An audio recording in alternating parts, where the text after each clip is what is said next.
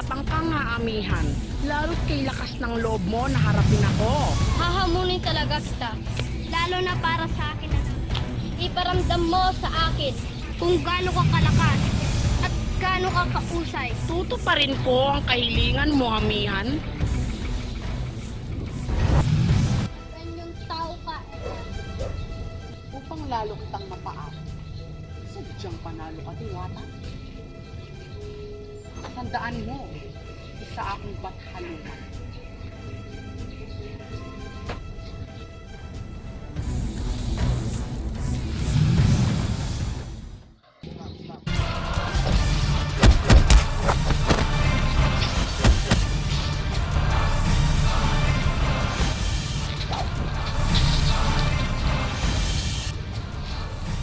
Mahal na Reyna, nag-iisa lang kayo, hindi niyo siya kakayanin.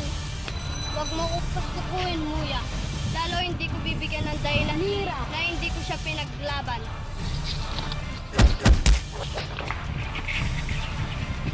Ashni! Ma!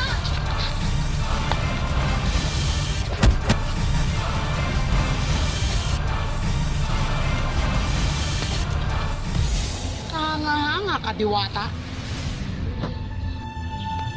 Sumuko ka ng Ether. Ibalik mo na si Lyra. Hindi sumusuko ang isang bathaluman sa kahit anumang laban.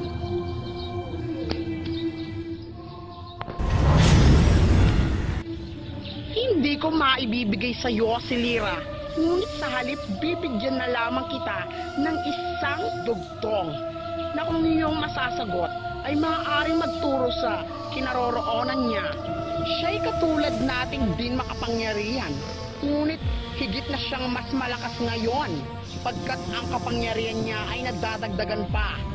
Ang pinakamakapangyarihan na kaysa sa'yo, nasa kanyang anak mo. Kaya't paano mo mababawi si Lyra?